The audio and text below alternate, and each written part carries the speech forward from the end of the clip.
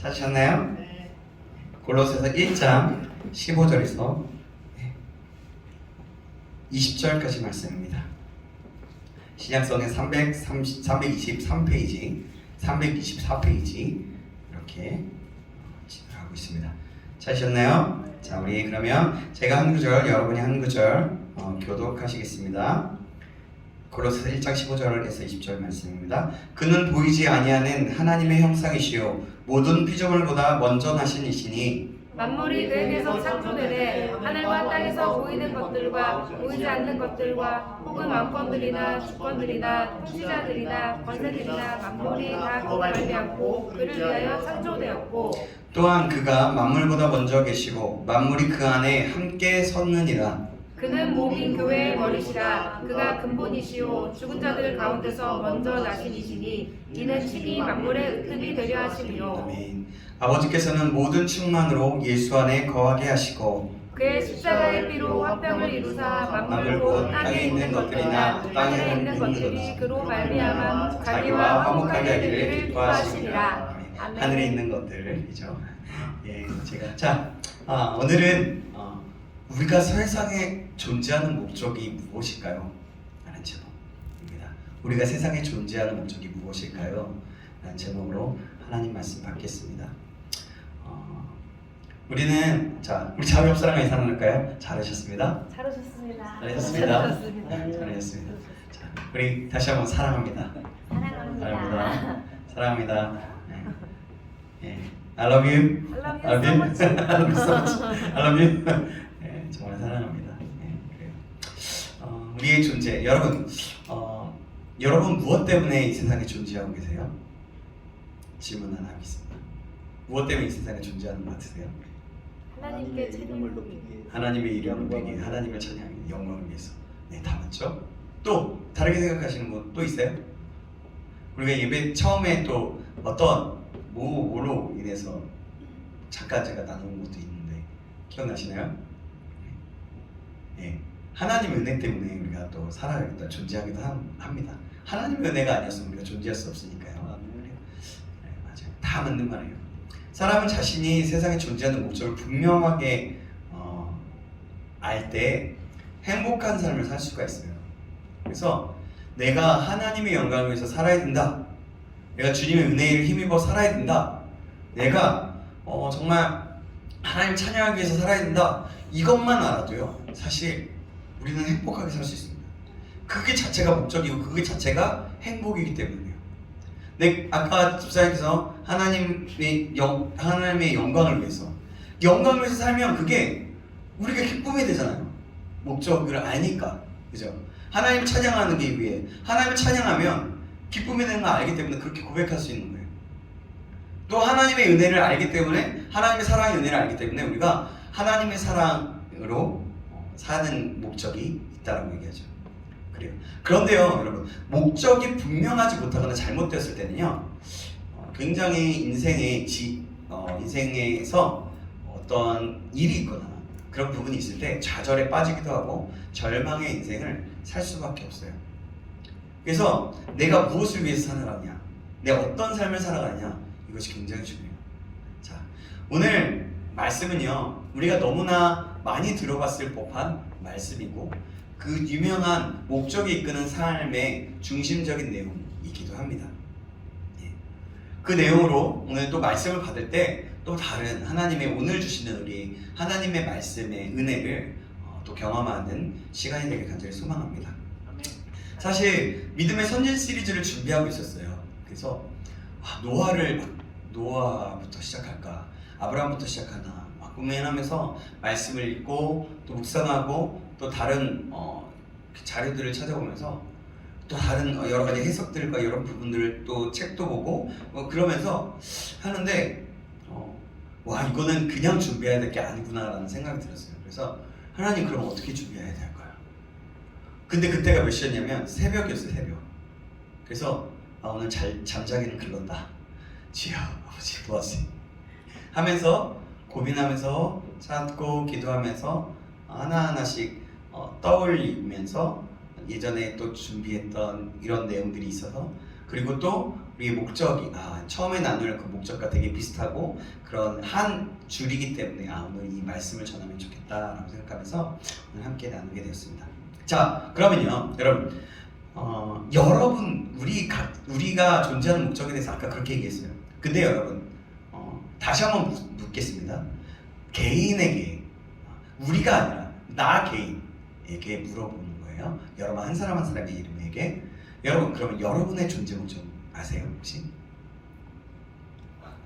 되게 이러니까 되게 되게 뭐지 이거 그러죠? 그래요. 자, 그러면 우리가 뭐 조금이나마 오늘 살펴보면서 우리가 좀 더 알아봤으면 좋겠고요. 자, 먼저 내가 세상에 존재하는 목적을 알 수 있는 방법을 알아보기 전에 왜 사람들은 세상에 존재하는 목적을 알아야 하는지를 한번 생각해 봅시다.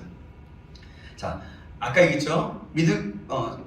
목적이 이끄는 삶의 저자, 미국의 세들백 교회를 개척한 리 거렌 목사님은요, 세들백 교회 이야기에서 이렇게 얘기했어요. 목적이 이끌리는 교회라는 책에서 왜 삶의 목적을 분명하게 알아야 하는지를 다음과 같이 5가지로 설명했어요. 굉장히 유명한 책이에요. 이것도 그 전에 진행했는데, 자, 분명한 목적은요, 삶을 열정적으로 살게 하기 때문입니다. 첫 번째. 두 번째로는 분명한 목적은 삶의 좌절감이나 실망을 줄여주기 때문입니다. 삶의 좌절감이나 실망을 줄여주기 때문에. 세 번째로는 분명한 목적은 삶의 집중력을 가져오기 때문이다 라고 합니다. 네 번째 목적은 삶의 목표를 분명하게 하기 때문이다 라고 말합니다. 또 5번째로는 분명한 목적은 삶을 올바로 살았는지를 평가할 수 있게 하기 때문이다 라고 말씀하고 있어요.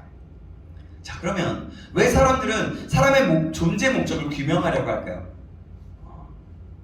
외에서 리 거렌 목사님의 말을 살펴본 결과 같이 존재 목적을 알면 진정한 삶의 의미를 찾을 수 있기 때문이에요. 삶의 회의와 갈등이 없어지기 때문입니다. 삶의 진정한 행복과 기쁨을 누릴 수 있기 때문이 그런 거예요. 내가 세상에 존재하는 목적을 알았다는 것은 삶의 초점을 분명하게 맞추었다는 거예요. 초점을 맞춘 거. 자, 초점이 흐린 삶과 초점이 분명하게 맞추어진 삶은 전혀 다르게 돼요. 빛을 예를 들자면 이렇습니다. 볼록 렌즈, 돋보기를 보면요, 렌즈를 통해서 초점을 맞추어진 빛이 종이를 하나로 딱 이렇게 모아놓게 되면 종이가 어떻게 되죠? 타요. 그죠? 그리고 그것이 모아짐으로 인해서 쇠를 자르기까지도 합니다. 그런 거예요. 초점을 맞추니까 초점을 맞춰진 빛이 그런 강력한 힘을 발휘할 수 있다는 겁니다. 그러나 빛이 초점이 없이 흩어지는 빛은 그런 힘을 발휘할 수가 없어요. 그냥 보일 수는 있어요. 빛이 여러 가지 퍼지면서 하나씩 볼 수는 있겠죠. 근데 명확하게 보일 수는 없어요. 삶의 목적을 안다는 것은 바로 삶의 초점을 맞춘다는 것입니다. 이것은 또한 내가 세상에 존재하는 목적을 안다는 거예요.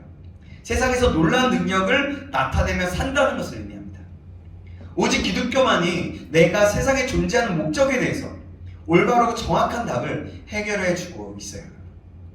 세상에서 누가 어떤 유명한 강사 얘기를 하더라도 야, 이렇게 살아야 돼요, 이렇게 생각해 보세요, 이렇게, 그거는 자신의 경험이에요.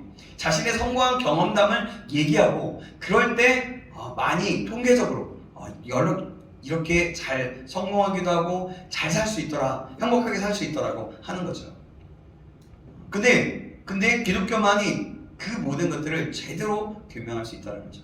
그래서 내가 세상에 존재하는 진정한 삶의 목적을 알려고 한다면 첫 번째 뭐냐면, 나에게 향했던 초점을 하나님께 맞춰야 됩니다. 하나님께. 뭐라고요? 나에게 초점을 맞췄던 것을, 향했던 초점을 하나님께로 맞추는 겁니다. 사람은요, 하나님의 목적과 영광을 위해서 하나님의 형상과 모양대로 지음을 받고 받은 그런 피조물이에요. 피조물. 오늘 본문 골로새서 1장 16절 말씀을 표준 세번역을 읽어보면 이렇게 말씀합니다. 만물이 구분 안에서 창조되었습니다. 하늘에 있는 것들과 땅에 있는 것들, 보이는 것들과 보이지 않는 것들, 왕권이나 주권이나 권력이나 권세나 할 것 없이 모든 것이 그분으로 말미암아 창조되었고 그분을 위하여 창조되었습니다. 명확하게 얘기해요. 여러분, 이 얘기 들으면 정말 명확하지 않습니까? 다 그분을 그분으로 인해서 말미암아 창조되었고 그분을 위하여 창조됐다는 겁니다. 이 말씀에서 특별히 주목해야 할 말씀은 그분 안에서 창조됐다는 거. 그분으로 말미암아 창조되었다는 거. 그분을 위하여 창조되었다는 거. 제가 2번 반복하는 거예요. 그랬다는 겁니다. 이 말씀을 보면 나의 존재에 대하여 나에게 시선이 돌릴 틈이 없다는 거예요. 나를 보면 나의 존재의 근원이 하나님이시고 나의 존재가 하나님께 속하여져 있고 하나님을 위해서 내가 존재하기 때문에 나에게 눈을 돌릴 틈이 없다는 거예요. 이런 사실이 명백함에도 불구하고 우리가 잘못 생각하고 있는 것 중에 하나는 내가 세상에 존재하는 목적을 나에게 초점을 맞춰서 생각하는 거예요. 자아 성취와 또 마음의 평안과 행복, 가족과 직업, 나의 꿈과 야망에 내가 존재하는 목적을 둔다면 이것이 얼마나 잘못된 것인지를 우리 주변을 보면 살펴보면 금방 알 수 있어요. 그것은 또한 하나님의 영광을 가리우는 것이죠. 그래요. 자, 여러분 솔로몬 왕은 솔로몬 왕은 인생의 마지막 노년에 뭐라고 얘기했냐면 헛되고 헛되다. 모든 것이 헛되다라고 얘기했어요. 자기 스스로를 위해서 산 삶을 뒤돌아보면서 한마디로 그냥 헛되다. 야, 인생 헛되다. 다 헛된 거야. 이 세상 아무리 성공하고 아무리 뭘 해도 다 헛된 거다라는 얘기예요. 좀 더 구체적으로 예를 들면 어떤 사람이 밥그릇을 만들죠. 밥그릇이나 컵을 만들어요. 또 어떤 사람이 펜을 만들어요. 여러분, 만약에 밥그릇을 만드는 사람의 의도는 이 그릇을 통해서 식사를 할 때 밥그릇에 누군가의 쓰임을 받기 위한 것이에요. 그냥 밥그릇 자체로 스스로 존재하기 위해서 만들어진 것이 아니라는 거예요. 그쵸? 볼펜도 어때요? 쓰기 위해서 잉크를 넣고, 잉크라고 하고 어쨌든 거기 잉크를 넣어서 쓰기 위해서 만들어졌어요. 볼펜이 스스로 존재합니까? 이 마이크가 그냥 봐보세요. 그냥 스스로 이걸 딱 빼버려서 이렇게 빼버린다면 마이크가 나와요? 안 나와요. 전원을 연결하고 선을 연결하고 그 목적에 맞게 사용되어야 그것이 마이크다운 것이 되는 거예요. 그런 거죠. 자, 그래서 모든 것이 밥그릇도 그렇고요, 또 펜도 그렇고요, 마이크도 그렇고요, 우리 핸드폰도 그렇고요, 사람들에게 쉽고 편리하게 먹기 위해서, 쓰기 위해서, 또 그게 더 명확하고 또렷하고 더 크게 목소리를 내기 위해서 쓰여져 있기, 그렇게 위해서 만들어졌는데 그 목적에 따라 사용되지 않다고. 그냥 여러분, 이게 그냥 마이크가 그냥 저기 흙바닥에서 막 물에서 막 하고 이러다가 그러게 논다고 생각해보세요. 그리고 펜이 쓰여지는 것이 아니라 그냥 막 어디를 찌르거나 다른 데 막 하거나 그러면 어떻게 되겠어요? 그죠? 그래서 아이들의 장난감으로 사용되고 있다라면 여러분 그 존재 목적이 가지고 있는 그것이 어떤 의미가 될까요? 그냥 장난감이나 쓰레기처럼 되지 않겠어요? 굉장히 그냥 우리의 인격을 좀 담아서 얘기한다면 그 마이크는 굉장히 불행할 거예요. 그 펜은 굉장히 불행할 거예요. 그죠? 아마 그럴 것 같아요. 이와 같이 우리 주변에 그 어느 것 하나 저절로 존재하거나 자신을 위해서 만들어진 것이 없다라는 겁니다. 사람들이 자신이 스스로 만들어진 존재라고 하면서 자신에게 초점을 맞춰 살아가게 돼요. 이 세상이 계속해서 그러고 있어요. 자신을 가꿔라. 그래요. 관리 중요해요. 그건 당연히 하나님 주신 몸이기 때문에 관리하고 갖고 가고 해야 하는 거예요. 그런데 그것이 목적이 되면 안 된다는, 그것이 초점이 되면 안 된다는 겁니다. 사람들은 그렇게 살아가고 있어요. 이런 삶은 그 출발점이 잘못되었기 때문에 삶의 의미를 찾을 수 없을 뿐만 아니라 여러분 궁극적으로 가면 불행한 삶을 살 수밖에 없어요. 내가 왜 이랬지? 내가 뭐하지? 지금 막 이런 생각이 드는 거예요. 우리가 보면 우리 인생에서 살아보다 보면 내가 지금 뭐하고 있지? 이렇게 될 때 어때요? 우리의 본질이 잃어버리거나 우리의 어떤 나에게 초점을 맞추고 있거나 내가 정말 힘들 때거나 그러지 않아요? 바로 그렇지 않습니까? 그런 거예요. 그래서 그래요. 출발점을 다시 한번 찾아야 되는 그때가. 그럼에도 불구하고 이런 잘못된 생각이 은연중에 우리 신앙생활에 가운데서 많이 자리 잡고 있는 것을 보게 돼요. 우리의 신앙생활 가운데 가장 오래 하고 잘못 생각하고 있는 것 중에 하나가 바로 예배예요. 여러분, 예배는 뭘 위한 거죠? 하나님을 위한 거예요. 오직 하나님을 위한 겁니다. 이런 예배를 자꾸 사람 중심의 예배를 생각한다는 거예요. 야, 누구를 위해서 준비하자 라고 생각하기도 하고, 또 어떤 사람들은 설교자 중심적으로 막 준비해놔. 무조건 야, 이 설교를 위해서 예배가 존재해야 돼. 어떤 분들은 그런 분들이 있다는 거죠. 또 어떤 사람들은 야, 그냥 우리가 좀 열심히 맞추고 준비하지만 이게 목적이 돼서 야, 열심히 해서 우리 잘해보자. 그래서 멋진 우리 밴드, 우리 멋진 차이팀이 되어보자. 이런 목적이 되어버린다는 거예요. 사람 중심의 어떤 일 중심의 모습이 된다는 거죠. 가장 중요한 것은 하나님을 위한 거예요. 예배가 하나님께 드리는 것이 드려야 된다는 것, 그 하나님께만 드려져야 된다는 것은 모르는 사람은 없어요. 그럼에도 예배를 자신을 위한 예배로 만들어버리게 된다는 겁니다. 성경 말씀은 한 번도 예배가 예배하는 자를 위한 것이라는 것을 말씀하지 않아요. 예배는 오직 하나님께 드려집니다.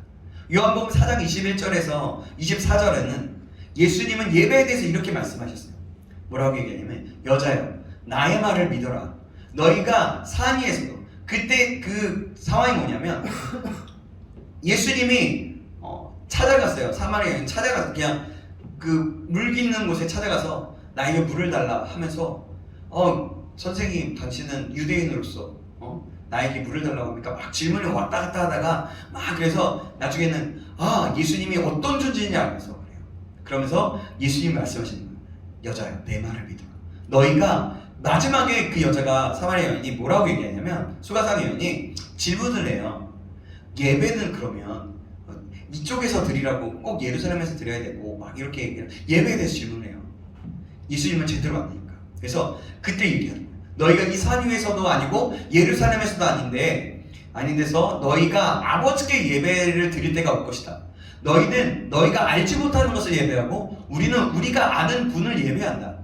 구원은 우대 사람에게서 윗대 사람에게서 나기 때문이다. 구원은 하나님에게서 나는 거죠. 참되게 예배를 드리는 사람들이 영과 진리로 아버지께 예배를 드릴 때가 온다. 지금이 바로 그때다. 아버지께서는 이렇게 예배를 드리는 사람들을 찾으신다. 하나님은 영이시니 그러므로 하나님께 예배 드리는 사람은 영과 진리로 예배를 드려야 한다 라고 말씀합니다. 로마서 12장 1절에서 2절에는 사도 바울은 이렇게 얘기해요. 예배에 대해서 이렇게 얘기합니다. 형제자매 여러분, 그러므로 나는 하나님의 자비하심을 힘입어 여러분에게 권합니다. 여러분은 여러분의 몸을 하나님께서 기뻐하실 거룩한 산제사로 드리십시오. 이것이 여러분이 드릴 합당한 예배입니다. 여러분이 이 시대의 풍조를 본받지 말고 마음을 새롭게 함으로 변화를 받아서 하나님의 선하시고 기뻐하시고 완전하신 뜻이 무엇인지를 분별하도록 하십시오 라고 말씀합니다. 내가 만족하기 위해 말씀을 듣고 예배를 드리고 찬양을 하고 믿음 생활하는 것이 아니다라는 겁니다. 내가 영적인 만족을 누리기 위해서는 하나님을 믿는 것도 아닙니다. 이것을 기대하는 것이 잘못된 것은 아니지만 출발이 잘못된다는 거예요. 출발이 잘못된다. 그것만을 기대한다면 우리는 예배에 실패하는 거예요. 그러니까 먼저는 제가 이렇게 항상 기도할 때 하나님께는 영광이요. 오직 하나님께만 영광이고 우리에게는 덤으로 오는 하나님의 은혜가 될 수 있도록 인도해달라고 기도하잖아요. 그래서 첫 번째가 하나님을 위한 거예요. 은혜는 두 번째라는 거죠. 왜냐하면 나의 영적인 만족은 하나님께 온전히 예배를 드릴 때 따라오는 2차적인 것이기 때문에 그 은혜라는 거죠.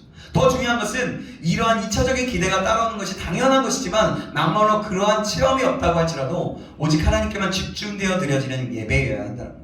내가 하나님께 내 몸을 산 제물로 드리고 있느냐는 것이 초점인 거예요.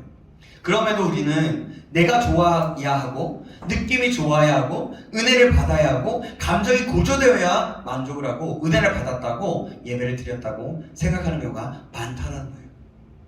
나의 감정과 느낌을 기준으로 예배가 잘 드려졌는지 못 드려지는지를 판단하려 한다는 것입니다.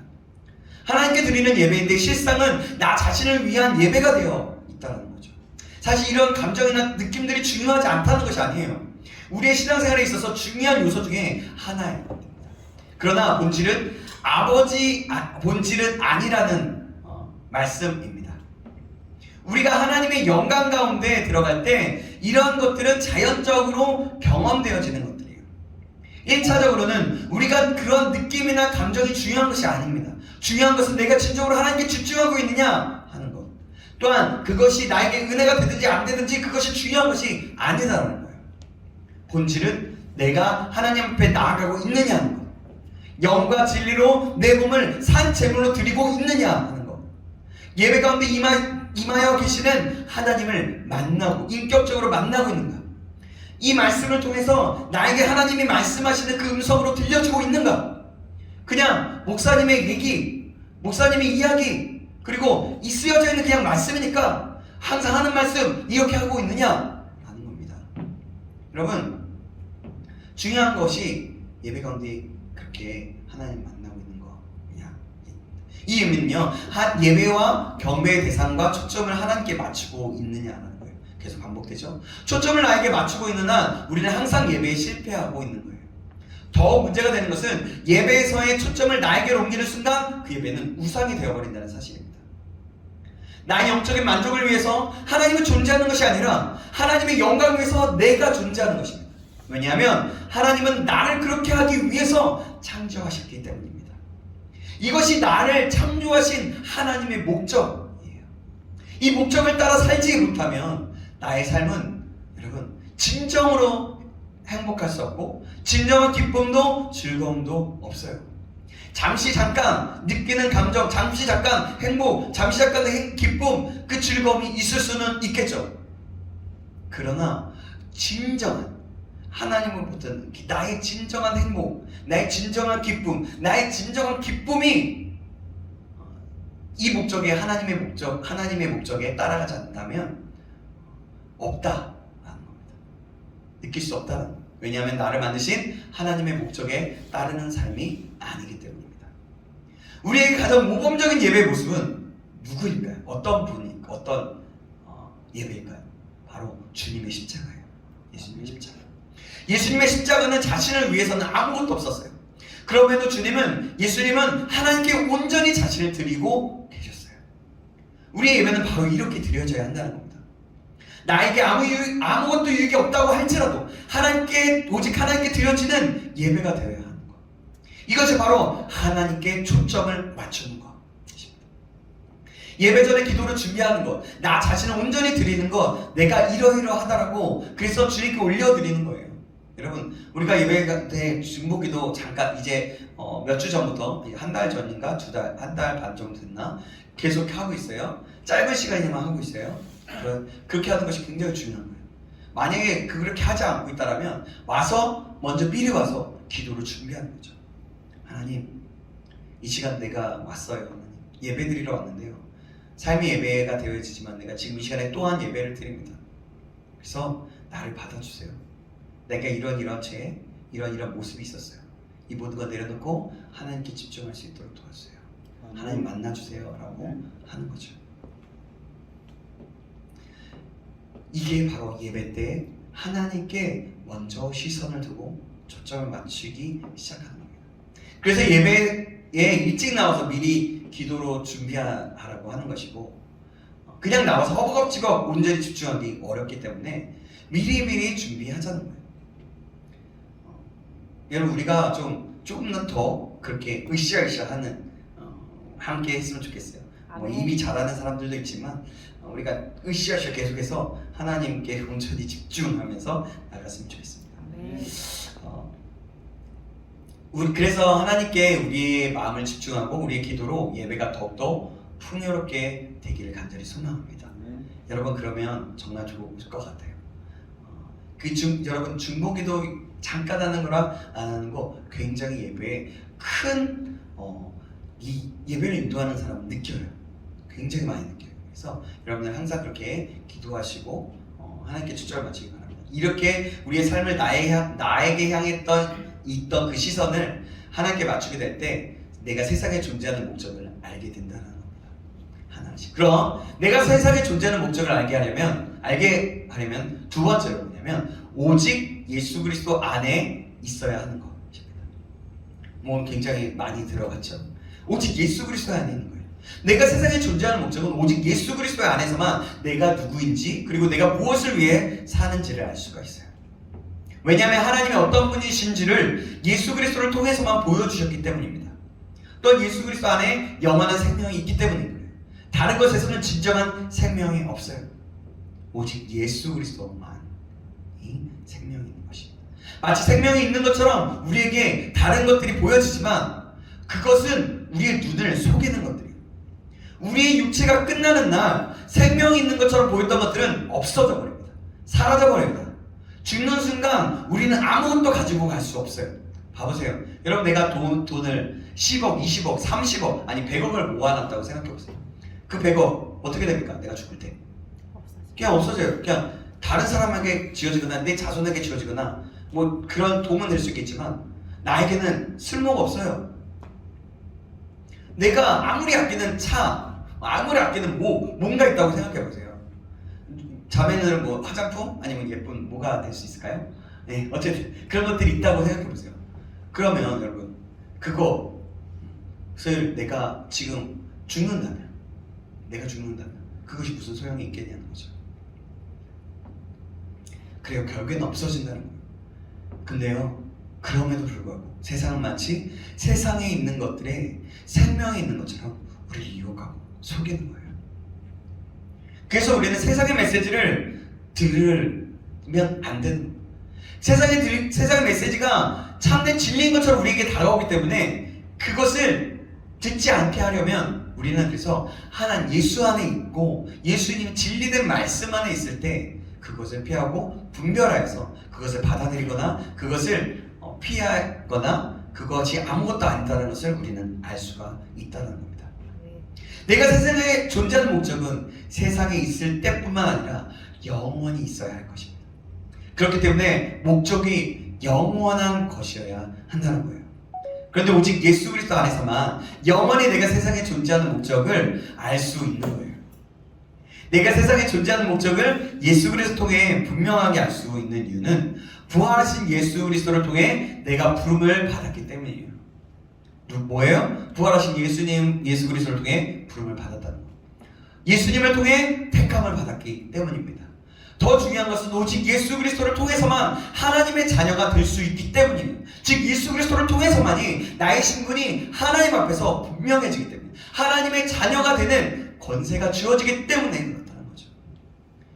이것이 왜 중요하냐면 신분이 생겨야 소명과 사명이 분명해지기 때문에 그래요. 일반 시민이었던 사람이 어느 날 대통령이나 국회의원이 되면 신분과 지위에 맞는 사명과 목적이 생기는 것 같아요. 내가 그냥 평소에 하지만 누군가가 여기 앞에서 저기 목사님이 몸이 안 좋아서 못 나왔어요. 그때 누군가가 와서 대신해서 설교를 한다라는 것이나 그랬을 때 목적이나 부담감이나 사명감과 내 지혜에 맞는 행동은 어떻게 하겠어요? 설교자에 맞게 준비를 할 수 있겠죠. 바로 그런 거랑 마찬가지인 거죠. 우리는 예수 그리스도를 통해서 사단의 종에서 하나님의 자녀로 거듭나게 되었습니다. 그렇게 거듭 태어났어요. 하나님의 자녀에 맞는 사명과 목적이 생겨난 거예요. 그렇기 때문에 사람은 예수 그리스도 안에서만 내가 세상에 존재하는 목적을 분명하게 알 수 있는 겁니다. 사도 바울이 사도 바울을 되게 한 것은 바로 예수 그리스도의 복음이었습니다. 사도 바울의 생애를 뒤바꾼 것도 로마서를 쓰게 한 것도 바로 예수 그리스도의 복음 때문입니다. 사도 바울은 25절에서 나의 복음이라고 말하고 있는데요. 그렇게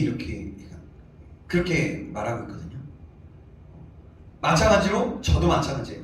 제가 이 자리에 있어서 하나님의 사역자로 부르심을 받았다는 것은 그리고 이 자리에 서게 하시고 주를 위해서 살 수 있게 하신 것도 바로 예수 그리스도의 복음 때문입니다. 여러분에게도 이것이 복음인 줄 믿으시기 바랍니다. 아멘. 사도 바울의 로마서에서 복음이라는 말을 7번 사용했어요. 7번. 복음이 너무나 중요하기 때문에 그래요. 예수 그리스도의 종 바울은 사도로 부르심을 받아 하나님의 복음을 위하여 택정함을 입었으니 라고 로마서 1장 1절에서 말씀하고 있어요. 복음은 바로 아까 얘기했죠? 주 예수 그리스도이십니다. 사도 바울은 이 복음 때문에 완전히 그의 삶을 희생할 수 있었어요. 사도 바울은 그러므로 나는 할 수 있는 대로 로마에 있는 너희에게 복음을 전하기를 원하노라 라고 15절에 로마서 1장 15절에 말씀하고 있습니다. 바울은 또 16절에서 복음을 부끄러워하지 않는다고 말하고 있습니다. 이 복음은 구원의 능력을 주신 하나님의 능력입니다. 복음에는 또한 하나님의 의가 나타나고 믿음에서 믿음으로 이르게 한다라고 말씀했어요. 저는 우리 모두가 이 복음에 사로잡혀 있기를 간절히 소망합니다. 아멘. 그리고 이 복음을 위해서 살게 되기를 주님의 이름으로 축복합니다. 아멘. 여러분, 우리 청년부는 예수 그리스도의 복음 때문에 존재하는 거예요. 여러분, 또 우리 교회, 우리 신창교회도요. 이 나라 민족 가운데 있는 교회 모든 교회들도요. 다 예수 그리스도의 복음 때문에 존재하는 겁니다. 우리 한 사람 한 사람도 마찬가지예요. 지금 설교하는 저도 예수 그리스도의 복음 때문에 존재하는 사람일 뿐이에요. 사랑하는 여러분에게도 여러분의 삶이 복음으로 말미암아 하나님께 영광을 돌리는 아름답고 감격이 넘치고 축복이 넘치는, 그래서 복음 때문에 이 세상에 존재하는 하나님의 사람이 되기를 주님의 이름으로 간절히 소망합니다. 네. 여러분, 마지막으로 여러분에게 드리고 싶은 말씀이 하나 있습니다. 복음 때문에 사는 사람이 되는 것, 그 시작은 어디서부터 가능할까요? 여러분, 예전에도 말씀하고 항상 말씀하고 있는 겁니다. 뭐냐면 계속해서 말씀 안에 있는 거예요. 말씀 안에 있는 것은 무엇일까요? 말씀을 듣고 또 듣는 것, 또 말씀을 계속해서 읽어나가는 겁니다. 그리고 예배를 드리는 거예요. 기도하는 거예요. 또 말씀을 그냥 읽는 게 아니라 말씀을 상고하면서 큐티를 하는 거예요. 사실 이것을 모르는 사람은 별로 없어요. 그죠? 그러나 이것을 실제적으로 적용하고 그대로 사는 청년들은 그리 많지 않아요. 사랑하는 여러분, 여러분이 이 사실을 기억하고 함께 하나님 앞에 노력하는 자가 되기를 주님의 이름으로 축원합니다. 아멘. 여러분, 여러분 우리가 시작했어요. 매일마다 한 장씩 읽는 성경 읽기를요. 여러분, 웬만하면 꼭 하시길 바라요. 아멘. 만약에 시간이 없으면요, 듣기라도 하세요. 듣고 보면요, 속도를 좀 빨리 해서 들으면요, 눈을 쭉쭉쭉쭉 해서 생각보다 더 빨리 읽을 수 있고 금방 넘어갈 수 있거든요. 그럼 그 내용도 알아가고요. 그래요. 여러분, 그렇게 하기 시작하면 여러분, 우리가 그것에 함께 하나 복음서를 주로 지금 하고 있으니까, 누가 복음을 하셨으니까 예수님의 복음이 어떤 것인지 우리가 더 깊이 알 수 있는 거예요. 여러분, 이 작은 것을 통해서라도 말씀 안에 사는 은혜가 있기를 다시 한번 축복합니다. 아멘. 자, 여러분, 큐티책 나눠드렸죠. 또 큐티책을 가지고 다니기 힘들면 앱이 있어요. 안드로이드는 다 볼 수가 있어요. 앱으로. 앱을 제가 했잖아요.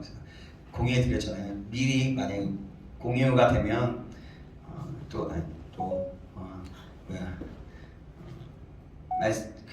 뭐죠? 왜 갑자기 하얘지지? 네.